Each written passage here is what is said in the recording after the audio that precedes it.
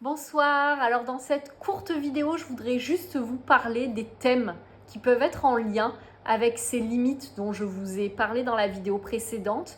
Parce que peut-être que si vous traversez le thème, si vous le vivez, ça va vous permettre de vous dire « Ah, alors peut-être que cette notion-là, c'est la notion des limites que j'ai besoin d'aller regarder chez moi. » Et encore une fois, tous ces thèmes, ils peuvent être regardés sous cet angle des limites, mais ils peuvent être abordés sous plein d'angles différents. Et quand je vais vous parler de ces limites, attention de ne pas prendre ça pour argent comptant en vous disant « Ah ben voilà, mon problème, il vient des limites. » Non, c'est juste une petite clé, peut-être une petite graine pour regarder ce problème, mais bien évidemment que ce problème que vous traversez, ce trouble que vous traversez, cette souffrance que vous traversez peut être encore une fois regardé sous différents angles et il est important de pouvoir considérer les choses dans leur globalité.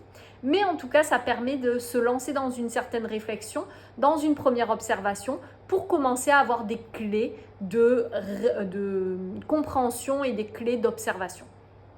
Donc, les thèmes qui sont pour moi très fortement liés aux limites, il y a le thème de l'hypersensibilité, mais aussi le thème de l'hyperactivité et en gros tous les thèmes de l'hyper. Quand il y a un moment donné où il y a hyper, c'est qu'il y a cette notion de limite qui n'est pas calée, quoi. Si c'est trop, ça veut dire qu'à un moment, il n'y a pas eu de limite. Donc, pourquoi est-ce qu'il n'y a pas cette limite ? Ça, encore une fois, il y a plein de causes qui peuvent être expliquées ça. Il y a plein de clés à aller chercher là-dedans. Mais c'est déjà une première étape que de pouvoir observer que si il y a cette notion d'hyper, peut-être que la limite, elle n'est pas juste et elle n'est pas claire. Est-ce qu'il y a eu un trop plein de limites ou un pas assez de limites ? Ça, encore une fois, c'est à aller observer parce que ça peut dépendre vraiment de chacun.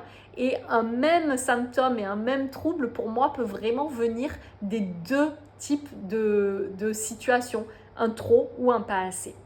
Donc voilà, pour ça, il va y avoir cette notion de burn-out qu'on rencontre de plus en plus. Donc bien évidemment, si je ne sais pas poser mes limites, il y a un moment où ça va finir par déborder. Peut-être qu'au début, ça déborde par de la dépression. Peut-être qu'au début, ça déborde par de la colère, par de l'irritabilité.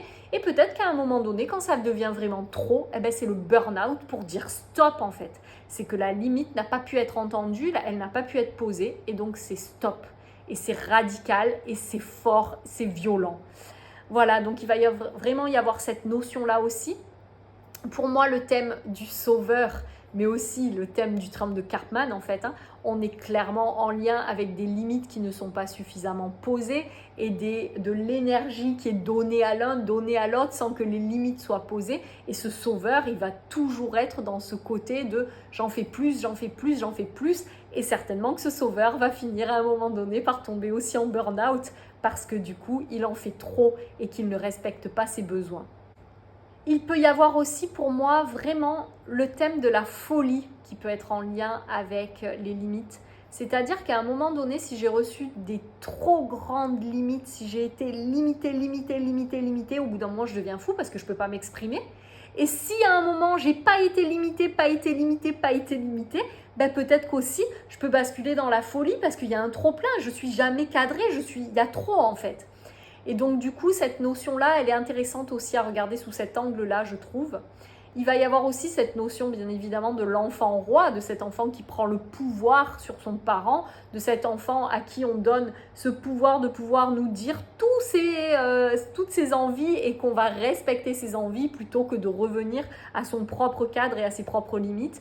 Et encore une fois, je réinsiste là-dessus, avec ces enfants rois, lorsqu'on ne leur met pas de limites et lorsqu'on vient céder à leurs caprices, on a cette sensation, et à leurs envies et besoins certainement, on a cette sensation que voilà, du coup au moins j'ai vraiment écouté ses besoins, j'ai vraiment entendu ça et donc j'ai été un bon parent, j'ai pu m'adapter à la différence de mon enfant, à ce qu'il avait vraiment besoin d'exprimer et de vivre. Mais en même temps, je suis en train de m'enfermer dans quelque chose où l'enfant va finir par prendre le pouvoir, où je ne vais plus pouvoir du tout le canaliser et le cadrer. Et cet enfant, en fait, à l'intérieur de lui, il vit une grande insécurité parce qu'en fait, il n'y a rien qui le freine. C'est comme si ce pouvoir, il peut prendre du pouvoir, il peut devenir de plus en plus puissant, il n'y a rien pour l'arrêter en fait. C'est terrifiant d'avoir tant de pouvoir et tant de puissance. Voilà, donc ça c'est vraiment un autre thème qui me semble être intéressant en lien avec les limites. Il va y avoir aussi toutes les addictions, tous ces comportements de trop, c'est-à-dire être à fond dans le sport, être à fond dans une activité, être à fond dans une passion, mais aussi être à fond dans du coup l'alcool, la drogue, la cigarette, être à fond peut-être dans des compulsions alimentaires, dans des compulsions d'achat. Toutes ces choses-là, pour moi, on est vraiment en lien avec cette notion de limite et de cadre. Donc si vous vivez ces choses-là, c'est important de pouvoir se questionner quel est mon rapport aux limites, quel est mon rapport au cadre, qu'est-ce que j'ai vécu en lien avec les limites et le cadre qui fait qu'aujourd'hui, je suis dans cette recherche de la limite. J'ai toujours besoin de plus parce qu'en fait, je ne trouve pas la limite. Et que peut-être que la limite que je vais trouver, c'est le fait de me retrouver endettée. Et là, ouf, j'ai enfin trouvé une limite. Mais une limite qui n'est pas confortable et qui est souffrante. Peut-être que quand c'est l'alcool que je suis en train de vivre, peut-être que la limite, ça va être de me mettre en danger et de prendre la voiture et d'être en danger, peut-être même de provoquer un accident. Là, je trouve la limite en fait. Et du coup, c'est vraiment important de regarder ces choses-là, non pas en se jugeant de les vivre, mais en se disant, mais en fait, quand je vis tout ça, est-ce que je recherche cette limite et qu'est-ce que j'ai vécu dans mon enfance qui a fait que en fait, je n'ai pas trouvé la limite ou au contraire, elle a été tellement rigide qu'en fait, j'ai eu besoin de fuir et de m'évader par ce truc-là où d'un coup, j'ai la sensation qu'il n'y a plus de limite.